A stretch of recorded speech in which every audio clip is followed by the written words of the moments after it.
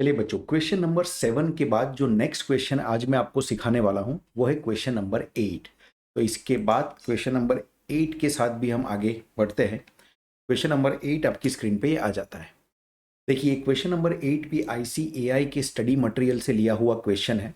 Question looks very easy, right. एक simple सा सवाल है, तो मैं चाहता हूं कि आप सवाल के ऊपर अच्छे तरीके से ध्यान दीजिए। क्वेश्चन नंबर 8 में रीड करना शुरू करता हूं बच्चों। The sale revenue of TM Excellence Limited is 20 per unit of output is ₹20 lakh।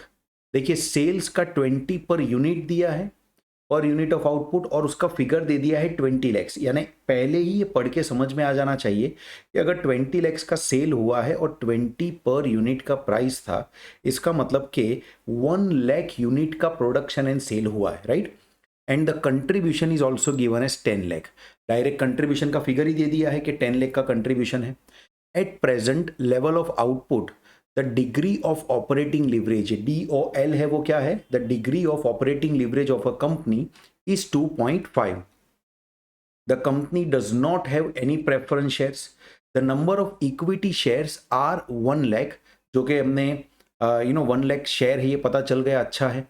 Applicable corporate income tax rate is 50% and the rate of interest on debt capital is 16% per annum। यानी कि date जो हमने लिया था उसके ऊपर जो interest हमको चुकाना है वो इंटरेस्ट कितना आ जाता है बच्चों, 16% per annum. Now calculate the EPS at sale revenue of ₹20 lakh. मतलब पूरा एक टेबल बनाना पड़ेगा और हमें ईपीएस का फिगर लाना पड़ेगा।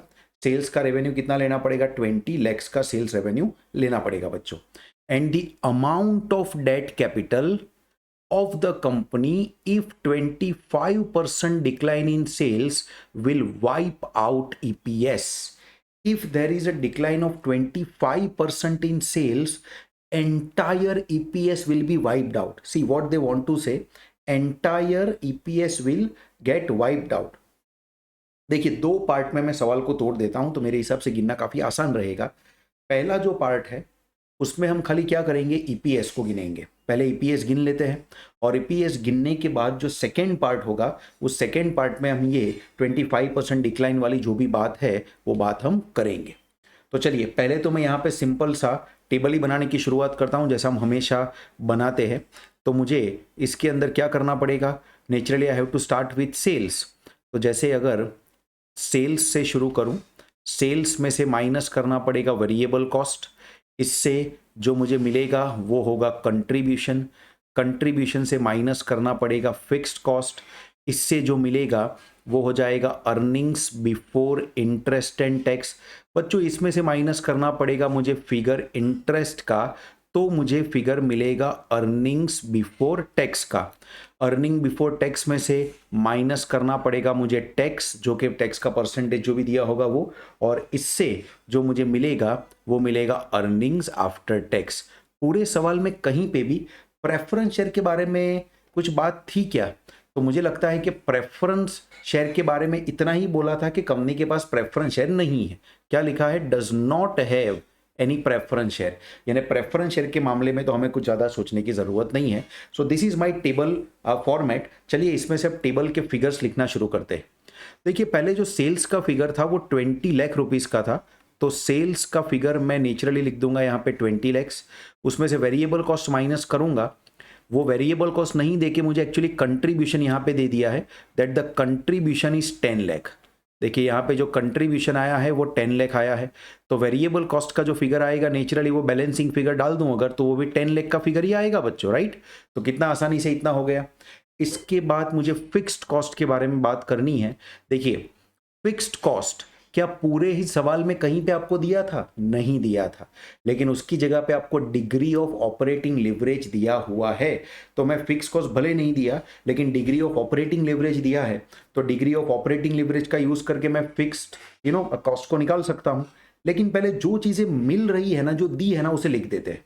मुझे यहाँ पे इनकम टैक्स का रेट 50% दिया है, कुछ नहीं हो सकता उससे अभी। डेट का भी 16% दिया है, बट डेट का अमाउंट कितना है, डेट का अमाउंट कितना है उसके बारे में कुछ भी बोला नहीं है बच्चों। डेट का अमाउंट नहीं है, सिर्फ और सिर्फ परसेंटेज है। तो मुझे लगता है direct degree of operating leverage का यूज करना ही पड़ेगा। छोटी सी वर्किंग यहाँ पे शुरू कर देता हूं मैं, ध्यान आपका सबका यहीं पे होना चाहिए। जैसे ऑपरेटिंग लिवरेज का फॉर्मूला होता है, right, contribution upon EBIT, contribution upon EBIT. मेरे प्यारे बच्चों, क्या हमारे पास ऑपरेटिंग लिवरेज का फिगर है? यस, ऑपरेटिंग लिवरेज का फिगर हमारे पास है, विच इज गिवन एज 2.5। तो यहां मैं ऑपरेटिंग लिवरेज 2.5 लिखूंगा। क्या कंट्रीब्यूशन का फिगर हमारे पास है? ऑफ कोर्स कंट्रीब्यूशन का फिगर भी हमारे पास है, जो कि 10 लाख रुपए का फिगर है। 10 लैक्स रुपीस का फिगर है कंट्रीब्यूशन का। और नीचे जो ईबीआईटी है वो हमें मालूम नहीं है, लेकिन बच्चों 2 मिनट के अंदर अभी ईबीआईटी पता चली जाएगा ना। बोलिए बच्चों, ईबीआईटी का फिगर क्या आ जाएगा? EBIT is going to be 10 lakh divided by 2.5। Calculator हाथ में लेके गिनेंगे, 4 लाख रुपीस का आपका ईबीआईटी का फिगर आ जाएगा। देखिए एकदम आराम से आपने गिनती की और आपको ईबीआईटी का फिगर मिल जाता है, विच इज 4 लाख रुपीस। तो चलो फटाफट हम टेबल में जाते हैं और ईबीआईटी के फिगर को लिख देते हैं 4 लैक्स। अब इससे नेचुरली बैलेंसिंग गैप निकालूंगा तो मुझे मेरी फिक्स्ड कॉस्ट भी मिल जाएगी, और फिक्स्ड कॉस्ट का फिगर जो आ जाएगा वो बच्चों आ जाएगा 6 लाख। फिक्स्ड कॉस्ट का फिगर कितना आ जाएगा? 6 लाख। चलिए इतना तो क्लियर हुआ। अभी भी इंटरेस्ट के बारे में कुछ पता नहीं चल रहा है। इतना मेरा टेबल अच्छे तरीके से बन जाता है, राइट। इंटरेस्ट के बारे में कुछ भी नहीं पता चल रहा, तो सोचते हैं कि अब आगे क्या करें। I am sure up to this point you all are clear. हमने अपनी वर्किंग को हो सके उतना सिंपल रखने की कोशिश की है, क्योंकि जितना क्लमजी वर्किंग करेंगे उतना क्वेश्चन को लॉन्ग टर्म याद रखना मुश्किल हो जाता है, राइट। हम प्रोसेस तो करते हैं, लेकिन फिर वही सवाल दूसरा आ जाए, दोबारा गिनना पड़े, या वैसा ही सेम सवाल अगर एग्जाम में आ जाए तो कई बार क्या है, सेम तरह की वर्किंग को करना बहुत ही बच्चों के लिए डिफिकल्ट हो जाता है। तो इसलिए मैंने हो सके उतनी सिंपल वर्किंग रखी। देखिए इंटरेस्ट के फिगर को मुझे लेके आना है। मुझे लगता है कि उसके लिए ही मुझे ये सेकेंड वाली सिचुएशन को सोचना पड़ेगा कि जिससे मुझे अमाउंट ऑफ डेट मिलेगा। क्या कहा है कि अगर 20% डिक्लाइन हुआ सेल्स में, पूरा का पूरा ईपीएस वाइप आउट हो जाएगा, पूरा का पूरा ईपीएस वाइप आउट हो जाएगा। अब देखो इस चीज को दो तरीके से गिन सकते हैं। एक तो मैं वापिस पूरा टेबल बनाऊं जिसमें मैं सेल्स जो 20 लाख है उसे 25% डाउन करके लिखूं। ऐसे करूंगा तो भी मेरा एक बार काम चलेगा। और मैं चाहूं तो ये सेकेंड पार्ट कंबाइन लिवरेज का यूज करके भी कर सकता हूं, बट मुझे इस सवाल को सिंपल रखना है। तो देखिए मेरी सेकेंड वर्किंग के अंदर मैं क्या करता हूं, वापिस मैं यही का यही टेबल बनाने की कोशिश करूंगा। काम थोड़ा सा आसान हो जाएगा, जबकि कंबाइन लिवरेज से भी गिना जा सकता है, लेकिन मुझे लगता है कि सिंपल अगर बनाऊंगा तो बेटर रहेगा काम। देखिए वापिस मैं एक बार अगर सेल्स लिखूं, ये वर्किंग है अब मेरी, और सेल्स का फिगर ये 20 लाख के फिगर में मुझे डिक्लाइन करना पड़ेगा 25%। तो मेरा सेल्स 15 लाख हो जाएगा ना बच्चों, 5 लाख कम हो जाएगा, यानी 15 लाख मेरा सेल्स होगा। अब इसमें से मैं वेरिएबल कॉस्ट को अगर माइनस करूं, देखिए 50% का वेरिएबल कॉस्ट का रेशियो है, तो 7,50,000 का तो वेरिएबल कॉस्ट आ जाएगा। That will give me the contribution, और कंट्रीब्यूशन का फिगर नेचुरली कितना आ जाएगा? 7,50,000 का, राइट। एकदम आराम से ये वर्किंग हो जाएगी।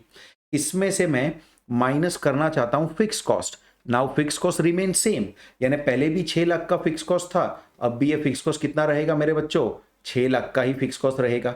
अब ये माइनस करने के बाद जो मुझे मिलेगा वो मेरे लिए होगा earnings before interest and tax. Earning before interest and tax का फिगर आ जाएगा 1,50,000। Now it is very important for you to understand, मुझे कहा गया है कि वाइप आउट हो जाएगा ईपीएस, यानी कि पूरा का पूरा ईपीएस क्या हो जाएगा बच्चों? जीरो हो जाएगा। अगर ईपीएस जीरो हो जाएगा, अगर ईपीएस जीरो हो जाएगा, तो इसका तो एक ही मतलब होता है कि आपके पास जो भी earnings before interest and tax बचा, वो पूरा का पूरा earning before interest and tax आपको किसको दे देना पड़ेगा? पूरा का पूरा earning before interest and tax आपको किसको दे देना पड़ेगा? ये पूरा पैसा आपको दे देना पड़ेगा आपके इंटरेस्ट वालों को। आपके डेट होल्डर को ये पूरा पैसा आपको दे देना पड़ेगा।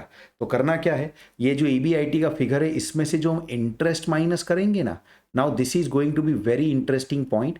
ये इंटरेस्ट ही पूरा का पूरा 1,50,000 आएगा, क्योंकि इक्विटी वालों के लिए कुछ बचाना ही नहीं है। इसके बाद आपका जो अर्निंग्स आफ्टर टैक्स होगा, राइट, वो हो जाएगा जीरो। इससे इसमें से जो टैक्स माइनस होगा, मैं एक बार पूरा टेबल करता हूं, वो भी जीरो आएगा। एंड नेचुरली फाइनली ये अर्निंग बिफोर टैक्स होगा। इससे फाइनली जो अर्निंग्स आफ्टर टैक्स आएगा बच्चों, इससे फाइनली जो अर्निंग्स आफ्टर टैक्स आएगा उसका भी नेचुरली फिगर जीरो ही आएगा। अब अर्निंग आफ्टर टैक्स जीरो है तो ईपीएस क्या आएगा, ईपीएस का फिगर भी नेचुरली क्या आ जाएगा, जीरो ही आ जाएगा बच्चों। सो आई एम श्योर बात को आप एकदम अच्छी तरह समझे हैं। मुझे इंटरेस्ट का फिगर मिल चुका है यहाँ पे, ये है हमारा इंटरेस्ट का फिगर। अब अगर इंटरेस्ट का फिगर मिल गया है तो डेट का फिगर गिनना तो चुटकियों का काम है ना। चलिए मैं डेट का फिगर यहाँ पे गिनता हूँ। सो डेट का फिगर अगर मुझे गिनना हो, बोरोइंग्स का फिगर गिनना हो, या मैं यूं कहूं कि हमारी डेट कैपिटल का फिगर गिनना हो, तो सिंपली क्या करना पड़ेगा, मुझे करना है interest divided by interest rate. जो भी इंटरेस्ट है वो कितने रेट पे है उससे डिवाइड कर दो, काम हो जाएगा। इंटरेस्ट का फिगर तो टेबल से ही मुझे मिल चुका है, विच इज 1,50,000। एंड इंटरेस्ट का जो रेट था वो मुझे दिया गया था 16%, तो 0.16 करूंगा 16% हो जाएगा। अब 1,50,000 को अगर मैं 16% से डिवाइड करता हूं तो मेरा जो आंसर आएगा वो डेट का अमाउंट आ जाएगा 9,37,500। तो जो हमें डेट कैपिटल गिनने के लिए बोला था वो देखो बच्चों, सेकेंड क्वेश्चन हमारा यहाँ पे सॉल्व हो जाता है कि डेट कैपिटल जो आएगी वो डेट कैपिटल आ जाएगी 9,37,500। तो this is our question number 2। अब देखो हमें इंटरेस्ट का फिगर मिल चुका है तो हमारा पहला वाला टेबल भी तो आगे बढ़ पाएगा ना। सो यहाँ पे भी इंटरेस्ट का जो फिगर आएगा नेचुरली वो कितना आ जाएगा बच्चों, 1,50,000 आ जाएगा। अब मैं अगर इसमें ईबीटी का फिगर निकालूं तो ईबीटी का फिगर हो जाएगा 2,50,000 और टैक्स का दिया हुआ था 50%। तो टैक्स एट द रेट अगर आप 50% गिनते हो तो टैक्स का फिगर आपका आ जाएगा 1,25,000। And finally earnings after tax का फिगर भी आ जाएगा 1,25,000। तो देखिए एक पूरा टेबल भी तैयार हो गया अपना, राइट, एक वर्किंग भी हो गई और सेकेंड लेवल का क्वेश्चन भी टैली हो गया। सेकेंड लेवल के क्वेश्चन को आप देखोगे तो काफी बुक्स के अंदर इंक्लूडिंग हो सकता है कि आईसीएआई के स्टडी मटेरियल के अंदर भी कंबाइन लिवरेज का इस्तेमाल करके उन्होंने गिना हो। वैसे गिना जा सकता है, कोई प्रॉब्लम नहीं है, बट एग्जाम में कई बार टाइम कम होता है, राइट। अगर हम थोड़ी क्लमजी मेथड में जाएंगे, राइट, और उसमें कुछ प्रॉब्लम हो जाए, इससे अच्छा बेटर है कि भाई अगर सिंपल मेथड से सवाल पूरा हो सकता है तो क्यों ना उसको पहले सिंपल मेथड से ही पूरा किया जाए। आई एम श्योर आप मेरी बात अच्छे तरीके से समझ रहे हो बच्चों। तो सेल्स का मैंने सीधा टेबल ही बना दिया, इससे मुझे बैलेंसिंग गैप में इंटरेस्ट का फिगर मिल गया, और जैसे ही इंटरेस्ट का फिगर मिल गया मेरा बाकी का सब काम एकदम करेक्ट हो गया। सो ये था बच्चों हमारा सेकेंड वर्किंग। अभी भी एक चीज बाकी है वो पहले पूरा करते हैं। कैलकुलेट द ईपीएस पूछा था हमें, राइट। अगर ईपीएस गिनना है तो उसके लिए तो बहुत ही आसान है। ये जो ईएईएस है प्रेफरेंस के नहीं होने की वजह से यही तो earnings available to equity share holder होगा, और मुझे ईपीएस निकालना है तो क्या करना है, सिंपल यहाँ पे नंबर ऑफ शेयर लिख देने हैं। नंबर ऑफ शेयर मुझे 1 लाख शेयर था ऐसा उन्होंने बोला ही था सवाल में। ओके नाउ ईपीएस गिनने से कौन रोक सकता है, ईपीएस का जो फिगर आएगा सिंपली वो ईएईएस को नंबर ऑफ शेयर से डिवाइड करके फिगर आ जाएगा। तो ईपीएस का फिगर आ जाएगा 1.25। देखिए बच्चों ईपीएस का भी सिंपल सा एक फिगर जो हमें निकालना था वो फिगर हमने निकाल दिया, जो कि 1.25 का फिगर आता है। तो उनके दोनों ही क्वेश्चंस जो उन्होंने मांगे थे हमसे वो हमने सॉल्व कर दिए। ईपीएस का फिगर 1.25 आ गया और डेट का जो अमाउंट फाइंड आउट करना था वो आ गया 937,500। This is our working note 1 and at the same time this is our working note 2। I am sure एकदम इजी आपको सवाल लगा होगा और एग्जैक्ट कंसेप्चुअली आपको बात समझ में आई होगी कि इसका आंसर कैसे लाया जाए। चलिए ये सवाल करने के बाद एक और क्वेश्चन की ओर हम आगे बढ़ते हैं and let's go with question number 9। Question number 9, This question number 9, I think, is the most important question in the entire chapter. और बच्चों मैं बता दूं, this is a past examination question, मतलब पास्ट एग्जाम से ये क्वेश्चन लिया गया है। तो प्लीज इसके ऊपर आप ध्यान दीजिएगा, तो आपका अच्छा खासा इसमें कैलिबर बढ़ेगा और इस चैप्टर में आपका कॉन्फिडेंस भी बहुत ही बढ़ जाएगा। चलिए सवाल को मैं पढ़ता हूं और फिर मैं उसको एक एक करके गिनने की कोशिश करूंगा। आप सबका ध्यान होना चाहिए सिर्फ और सिर्फ यहीं पे। देखिए सवाल में क्या लिखा है। The net sales of A limited is 30 crore. A limited का सेल्स है 30 crore. Earnings before interest and tax of the company as a percentage of net sales is 12%। Earning before interest and tax का 12% दे दिया है, तो मुझे लगता है कि मेरा earning before interest and tax का फिगर तो डायरेक्ट ही आ जाएगा। The capital employed comprises ₹10 crore of equity, 2 crore 13% cumulative preference share. मेरे बच्चों एक बात का यहां पे बिल्कुल ध्यान रखना कि इस सवाल में पहली बार आपको क्यूम्यूलेटिव प्रेफरेंस शेयर देखने मिल रहे हैं, यानी कि फाइनेंशियल लीवरेज अगर यहां पे गिननी हुई तो उसका फॉर्मूला हमें चेंज करना पड़ेगा। तो 13% क्यूमुलेटिव प्रेफरेंस शेयर है और 15% डिवेंचर्स दिए हैं of ₹6 crore. Income tax rate is 40%। तो टोटल हमारे पास 10 करोड़ की इक्विटी है, 2 करोड़ के प्रेफरेंस शेयर है और 6 करोड़ के डिवेंचर है। सब कुछ अगर मैं मिला दूं तो मेरा 18 करोड़ का पूरा कैपिटल का बेस यहां पे बन जाता है, यानी कि 18 करोड़ का पूरा कैपिटल स्ट्रक्चर यहां पे बन जाता है। पूछा क्या है, calculate the return on equity for the company and indicates its segments due to the presence of preferential capital and the borrowing. This is the main point. वो हमें क्या कहना चाहते हैं कि आप रिटर्न ऑन इक्विटी गिनिए और चेक कीजिए कि प्रेफरेंस और बोरोइंग्स की वजह से रिटर्न ऑफ इक्विटी में क्या फर्क पड़ा है। क्या रिटर्न ऑफ इक्विटी प्रेफरेंस और डेट कैपिटल स्ट्रक्चर में रखने की वजह से बढ़ गया है? क्या रिटर्न ऑन इक्विटी प्रेफरेंस और डेट को कैपिटल स्ट्रक्चर में रखने की वजह से कम हो गया है? ये आपको पूछा गया है कि गिनना है। Now calculate the operating leverage of the company given that combined leverage is 3। चलो कंबाइंड लिवरेज मालूम है, इससे operating leverage and financial leverage तो मुझे तुरंत ही मिल जाएगी। मुझे लगता है कि इस सवाल को करने के लिए भी पहले मुझे टेबल बनाना चाहिए। बट वापिस मैं कहता हूं बच्चों, इस क्वेश्चन के ऊपर आपका पूरा का पूरा ध्यान मुझे चाहिए, पूरा ध्यान इसके ऊपर देना।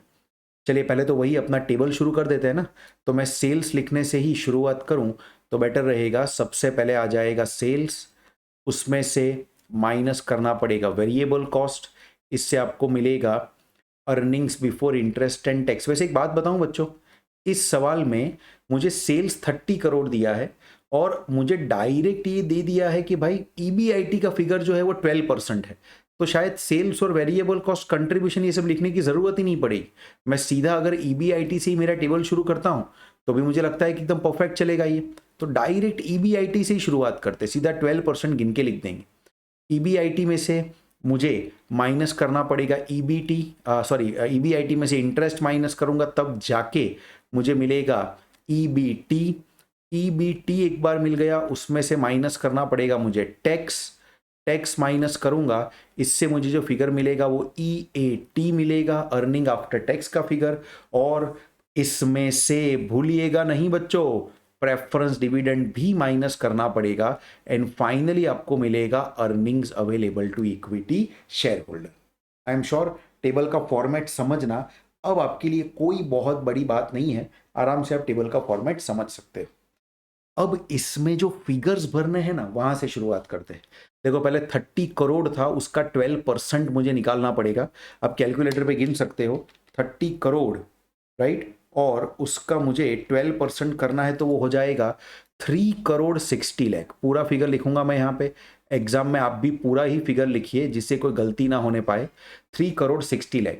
इंटरेस्ट की अगर मैं बात करूं तो छोटी सी वर्किंग भी यहाँ पे कर सकते हैं। हमारे पास जो डिबेंचर था वो 6 करोड़ का था, तो मैं चाहूं तो लिख सकता हूं कि 6 करोड़, राइट, 6 करोड़ इनटू अगर मैं कर दूं 15% जो कि डिबेंचर का परसेंटेज था, तो इसका मतलब ये हुआ कि 90 लाख रुपीस का आपको डिबेंचर का इंटरेस्ट मिलेगा। कितना मिलेगा बच्चों? 90 लैक्स। तो यहां पे मुझे लिखना पड़ेगा 90 लैक्स, जो कि माइनस होगा earnings before interest and tax से। इससे मुझे अर्निंग्स बिफोर टैक्स मिलेगा, जो मिलेगा 2 करोड़ 70 लैक्स। अब ये 2 करोड़ 70 लैक्स में से मुझे टैक्स माइनस करना पड़ेगा। इनकम टैक्स रेट 40% दिया है, तो 2 करोड़ 70 लैक्स का 40% हो जाएगा 1 करोड़ 8 लाख। तो मैं यहां पे इसे लिख देता हूं, 1 crore 8 lakh is the tax for this question, and after deducting the tax, the balancing figure which I will get is 2 crore 70 lakh minus 1 crore 8 lakh. That gives me 16 lakh 1 crore 62 lakh. Yes, that gives me 1 crore, naturally 1 crore 62 lakh का आपका figure यहाँ पे आएगा। अब मैं बात करता हूँ प्रेफरेंस डिविडेंड के बारे में बच्चों। क्या यहाँ प्रेफरेंस डिविडेंड आएगा? ऑफ कोर्स आएगा। 2 करोड़ के प्रेफरेंस शेयर आपके पास है 13%। तो मैं छोटी सी वर्किंग अगर यहाँ पे दिखा दूं, तो 2 करोड़ के हमारे प्रेफरेंस शेयर हुए और इसके ऊपर मुझे 13% चुकाना है, 13%। तो 2 करोड़ इंटू 13%, 2 करोड़ इंटू 13%, ये हमें 26 लाख रुपीस का प्रेफरेंस डिविडेंड मिल जाएगा। तो 26 लाख का प्रेफरेंस डिविडेंड हो गया। इसको अगर मैं 1 करोड़ 62 लाख में से माइनस करूंगा, तो 1 करोड़ 36 लाख ये earnings available to equity share holder आ गया बच्चों। Earnings available to equity share holder आ गया 1 crore 36 lakh. I am sure इतना आपको अच्छे तरीके से समझ में आया होगा। अब देखिए यहाँ पे ईपीएस वगैरह तो कुछ गिनना नहीं है, सीधा ऑपरेटिंग लिवरेज अगर हमें गिनना है तो मैं सबसे पहले तो ऑपरेटिंग लिवरेज गिनने की बात करूं, लेकिन ऑपरेटिंग लिवरेज में एक तकलीफ है बच्चों। ऑपरेटिंग लिवरेज का फॉर्मूला होता है कंट्रीब्यूशन अपॉन ईबीआईटी, और हमारे पास यहाँ पे कंट्रीब्यूशन अपॉन ईबीआईटी नहीं है। कोई बात नहीं, हमें कंबाइंड लिवरेज 3 दिया गया है बच्चों, तो उसका इस्तेमाल मैं कर सकता हूँ ना।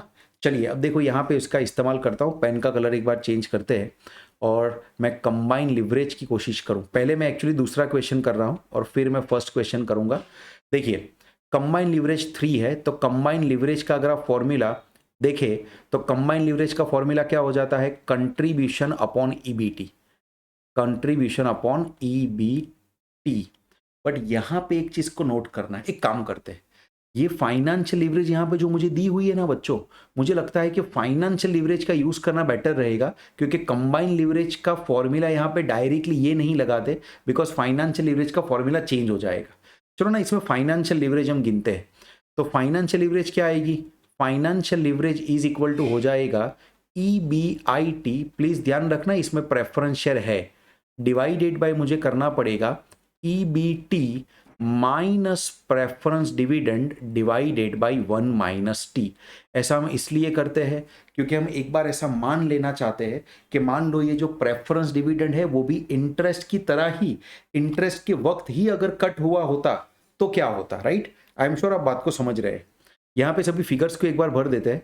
Financial leverage we don't know, EBIT का जो फिगर है वो हमें मिल चुका है 3 करोड़ 60 लाख, 3 करोड़ 60 लाख, और उसके नीचे जो अर्निंग्स बिफोर टैक्स का फिगर है वो भी हमें मिल चुका है 2 करोड़ 70 लैक्स, 2 करोड़ 70 लैक्स, और उसमें से माइनस करना पड़ेगा प्रेफरेंस डिविडेंड 26 लैक्स है, और 26 लाख को मैं डिवाइड कर दूंगा 1 माइनस 0.5 से, क्योंकि हमारा टैक्स का रेट जहाँ तक मुझे याद है 50% का टैक्स, नहीं सॉरी 40% टैक्स का रेट है, नॉट 50%। तो मुझे यहाँ पे 1.40 लिखना पड़ेगा। आई एम श्योर आप बात समझ रहे हो। अब इसको पूरा मुझे सॉल्व करना है, एक बार कैलकुलेटर पे इसको सॉल्व कर देता हूँ, राइट? ये मुझे जो मिल रहा है वो नीचे की साइड पे मिल रहा है 2 करोड़ 50 लाख और ऊपर है 3 करोड़ 60 लाख। तो चलिए ना सॉल्व करते हैं। अगर मैं यहाँ पे लिखता हूँ 3 करोड़ 60 लाख, पूरा का पूरा फिगर लिखूंगा और उसको मुझे डिवाइड करना पड़ जाएगा, एक मुझे मिल रहा है 2 crore 5 lakh, actually 2 crore 5 lakh, not 2 crore 50 lakh but 2 crore 5 lakh. अगर मैं इसको डिवाइड करता हूँ 3 करोड़ 60 लाख से तो मेरा जो फाइनेंशियल लिवरेज आएगा बच्चों वो आएगा 1.7561। This is my financial leverage and I am sure आप बात को अच्छे तरीके से समझ गए होंगे कि फाइनेंशियल लिवरेज जो आया वो ऐसा क्यों आया है।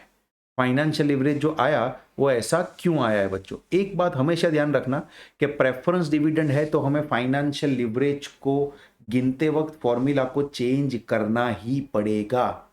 अब मैं अगर यहां पे निकालने की कोशिश करूं ऑपरेटिंग लिवरेज, तो देखिए मेरा ऑपरेटिंग लिवरेज क्या आता है। मैं ऑपरेटिंग लिवरेज का फिगर सही लाने की ट्राई करता हूं। आप जानते हो कि कंबाइंड लिवरेज का जो फॉर्मूला है वो है operating leverage into financial leverage. Combined leverage का फिगर हमें दे दिया था 3, right, this is given figure.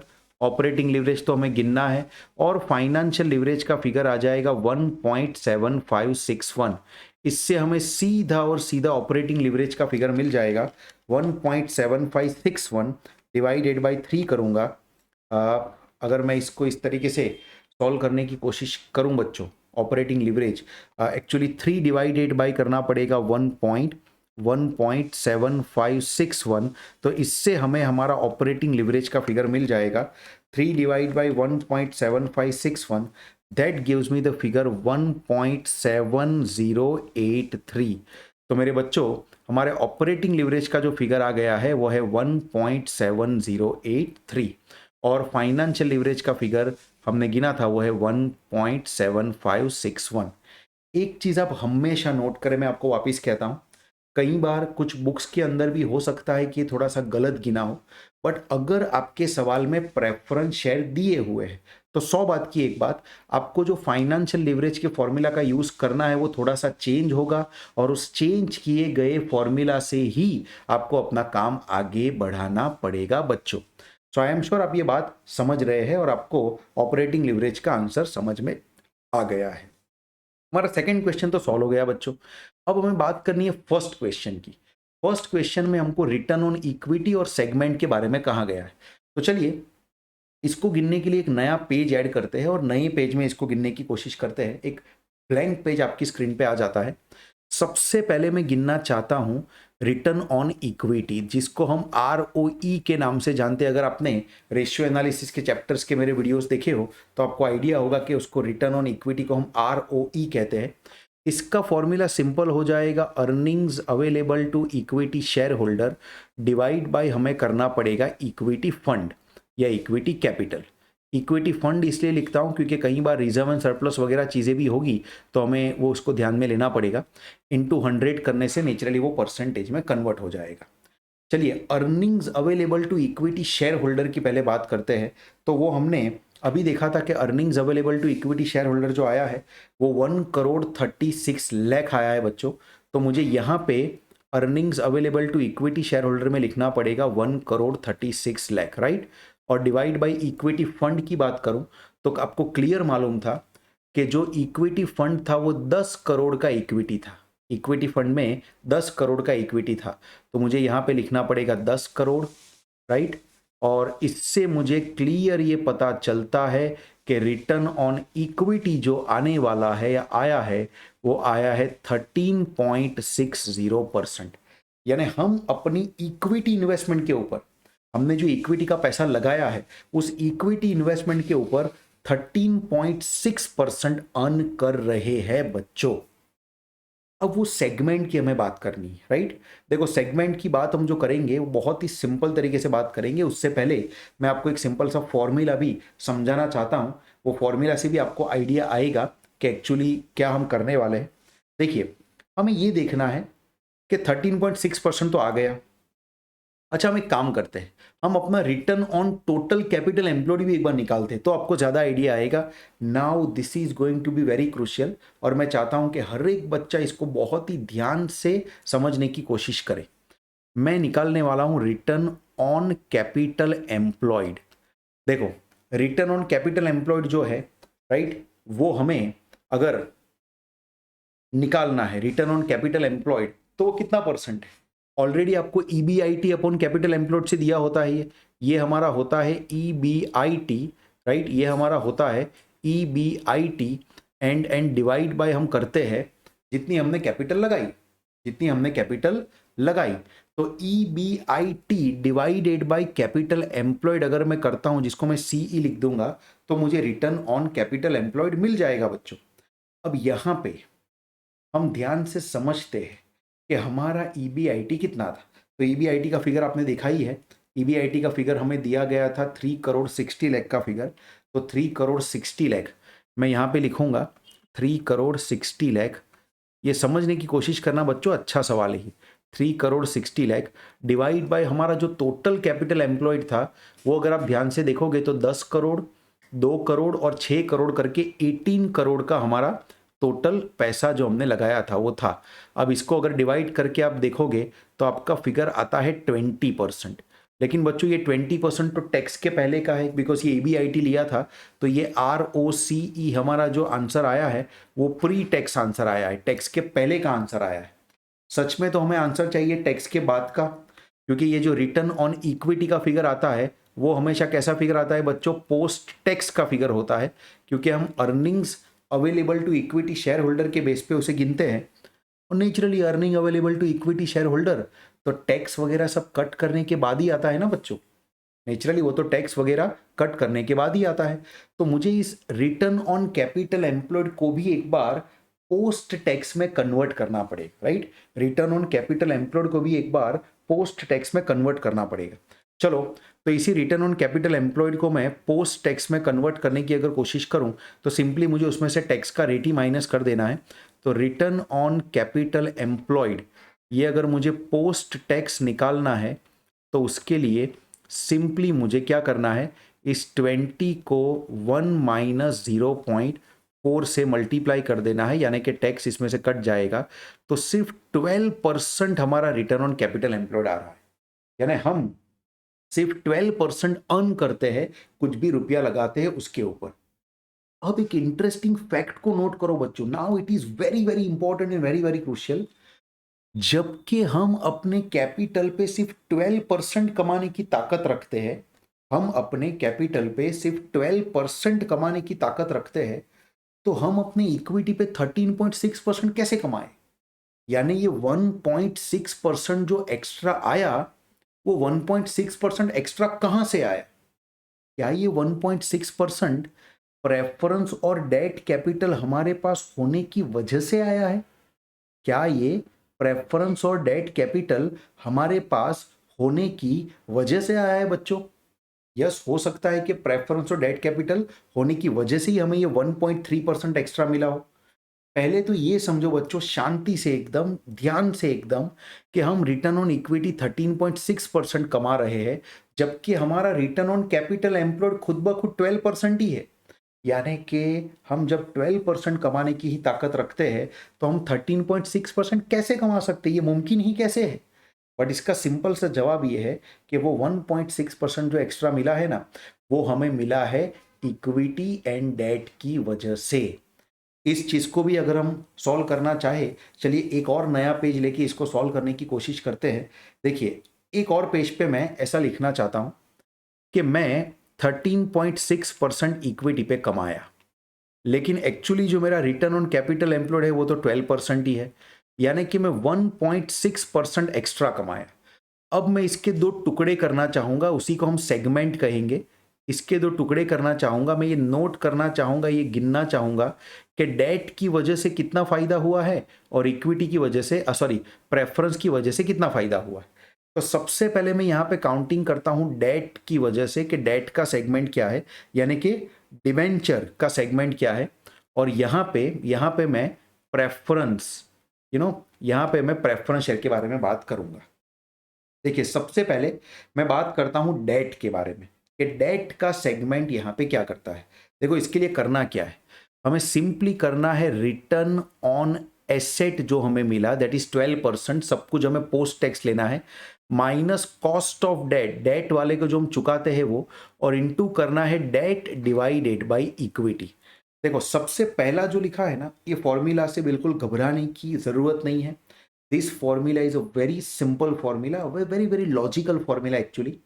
मैं सिर्फ ये कहना चाहता हूं कि मैं 12% कमाने की ताकत रखता हूं। ये 12% कहां से आया था बच्चों? पिछले पेज पे अगर आप देखें तो रिटर्न ऑन कैपिटल एम्प्लॉयड जो हमारा था वो 12% था। अच्छा, इसी रिटर्न ऑन कैपिटल एम्प्लॉयड को हम रिटर्न ऑन एसेट भी कह सकते हैं। ये आपने चैप्टर में सीखा होगा, रेशियो एनालिसिस चैप्टर के वीडियोज में। तो मैंने 12% में कमा सकता हूं ऐसा लिखा। डेट को मुझे कितना देना पड़ता है? तो देखिए, डेट को मुझे 15% देना पड़ता है। बट बच्चों ये 15% तो प्री टैक्स हुआ ना। डेट में मैं जब इंटरेस्ट चुकाऊंगा तो उसकी वजह से मेरा टैक्स का भी बचत होगा। कितना परसेंट टैक्स का बचत होगा? तो 40% मेरा टैक्स बच जाएगा। डेट की वजह से मेरा टैक्स कितना बच जाएगा बच्चों? 40% मेरा टैक्स बच जाएगा। तो 15% का 40% माइनस कर दूं। देखो मैं यहां पे गिनता हूं। केडी अगर मुझे पोस्ट टैक्स निकालना हो तो मुझे उसमें क्या करना पड़ेगा? उसके अंदर सिंपली ये जो 15% है उसमें से 40% का मुझे टैक्स का रेट निकालना पड़ेगा। यानी 9% मुझे जो डेट का परसेंटेज मिला ये पोस्ट टैक्स डेट का परसेंटेज हो गया। तो रिटर्न ऑन एसेट 12 हो गया, कॉस्ट ऑफ डेट मैंने 9 लिख दिया, और डेट का फिगर कितना है? तो डेट मेरे 6 करोड़ का फिगर है और इक्विटी का फिगर 10 करोड़ का है। अब बच्चों जरा ध्यान से इसको समझना। पहले एक बात का ध्यान रखें वापिस एक बार कि जितने भी फिगर है यहाँ पे ROA या तो केडी, ये दोनों ही फिगर कैसे फिगर है बच्चों? टैक्स कटने के बाद वाले फिगर है, यानी कि पोस्ट टैक्स फिगर है। चलिए अब इस कहानी को थोड़ा सा समझते हैं। Try to understand. हम कितना अर्न करते हैं? एसेट पे 12% अर्न करते हैं, कॉस्ट ऑफ डेट 9% है। इट मीन्स हम 12% अर्न करते हैं, लेकिन उस डेट वाले को देते हैं सिर्फ 9%, यानी कि उसके हिस्से का 3% हमको खाने का मौका मिलता है। और यही तो 3% आपको ट्रेडिंग ऑन इक्विटी के नाम से सिखाया था ना बच्चों। तो ये जो 3% है वो हमने खाया, ये जो 3% है वो हमने खाया। अगर ये 3% हमने खाया तो वो पूरा का पूरा 3% का इंपैक्ट क्या इक्विटी में 3% का आएगा? The answer is no. इसी चीज को समझने के लिए ये D/E को समझना है। आप एक बात बताइए बच्चों, एक सीधे से सवाल का जवाब दीजिए। ये जो 3% आपने एक्स्ट्रा खा लिया किसी और के हिस्से का, आप 12% कमाए, 9% आपने डेट वालों को दिया, इसका मतलब 3% आपने बीच में खाया। ये जो 3% आपने खाया वो किसके ऊपर खाया? क्या आपने 10 करोड़ का 3% खाया कि फिर 6 करोड़ का खाया? अब आप सोचेंगे कि सर हमने तो 3% डेट में खाया है ना, और डेट का 3% खाया है, और डेट का अमाउंट कितना था? डेट का अमाउंट था 6 करोड़। यानी नेचुरली आपने जो इंटरेस्ट, आपने जो 3% खाया है वो 3% डेट के ऊपर खाया है। अगर डेट के ऊपर खाया है तो वो 6 करोड़ पे खाया है, लेकिन उसकी इंपैक्ट जो आप गिनने वाले हो ना, पूरी की पूरी 10 करोड़ पे गिनना चाहते हो। जो आपने खाया है 6 करोड़ पे, उसकी इंपैक्ट आप गिनना चाहते हो 10 करोड़ पे, तो नेचुरली वो 60% इंपैक्ट ही आएगी ना। इट इज लाइक कोई व्यक्ति 6 रोटी खाता है और आप मान लो 10 रोटी खाते हो। एक बार ऐसा मान लो कि कोई व्यक्ति 6 रोटी खाता है और आप 10 रोटी खाते हो। आपने वो 6 रोटी खाने वाले बच्चे का टिफिन ले लिया और खुद खाना खा लिया, तो क्या आपका पूरा पेट भर जाएगा क्या? The answer is absolutely not. वो बच्चा 6 रोटी खाता है जबकि आपकी कैपेसिटी 10 रोटी की है, तो आपका सिर्फ 60% पेट ही भरेगा कि नहीं भरेगा? क्योंकि 6 रोटी आप खाओगे, 10 रोटी आप खाने वाले व्यक्ति हो, तो आपका पेट पूरा भरना ही नहीं है, सिर्फ 60% ही आपका पेट भरेगा। वही यहाँ पे मैं समझाने की ट्राई कर रहा हूँ। आई एम श्योर फॉर्मूला को रटने की बजाय आप सीधी सी कहानी समझ रहे हैं कि हमने 3% किसी का खाया, 12% उसके पैसे पे कमाया, 3% उसको दे दिया, सॉरी 9% उसको दे दिया, तो 3% हमने उसका खाया। वो 3% खाया, लेकिन 6 करोड़ पे खाया। और कंपैरिजन किस पे कर रहे हो? कंपैरिजन पूरा 10 करोड़ पे कर रहे हो। इसकी वजह से ऐसा हो रहा है कि जो इंपैक्ट आ रही है वो सिर्फ और सिर्फ 60% की इंपैक्ट आ रही है। तो 3 का 60% करूंगा तो देखो 1.8% का आपको बेनिफिट हुआ है डिबेंचर को, यानी कि डेट को आपके कैपिटल स्ट्रक्चर में रखने की वजह से। आपने डिबेंचर अपने कैपिटल स्ट्रक्चर में रखा, देखो सीधा 1.8% का आपको बेनिफिट हुआ है। बट सर हमें तो एक्चुअली बेनिफिट 1.6% का हुआ था, तो 1.8% कहां से आ गया डेट का? इसका मतलब समझे बच्चों? इसका मतलब ये हुआ कि प्रेफरेंस शेयर वालों ने हमें नुकसान करवाया होगा। चलिए प्रेफरेंस शेयर का सेगमेंट भी गिनने की कोशिश करते हैं। तो प्रेफरेंस के सेगमेंट में भी करना तो वही है, रिटर्न ऑन एसेट में से माइनस करना है कॉस्ट ऑफ प्रेफरेंस। ये सभी नोटेशन आप कॉस्ट ऑफ कैपिटल चैप्टर के अंदर एफएम में सीखे होंगे बच्चों। तो रिटर्न ऑन एसेट में से कॉस्ट ऑफ प्रेफरेंस माइनस करके उसको मैं P डिवाइड बाई ई कर दूंगा। आई एम श्योर अब आप बहुत ही ज्यादा क्लियर हो कि ये P बाई ई जो करना है उसे क्यों किया जाता है। अब देखेंगे तो return on asset after tax 12% था। कॉस्ट ऑफ प्रेफरेंस, प्रेफरेंस वालों को हमें 13% चुकाना पड़ता है बच्चों। क्या ये 13% प्री टैक्स है क्या? नो।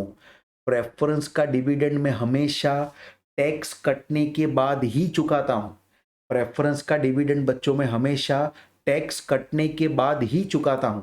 इसलिए ये जो फिगर है 13% ऑटोमेटिकली पोस्ट टैक्स का फिगर है, तो मुझे डायरेक्ट 13% यहां से निकालना पड़ेगा।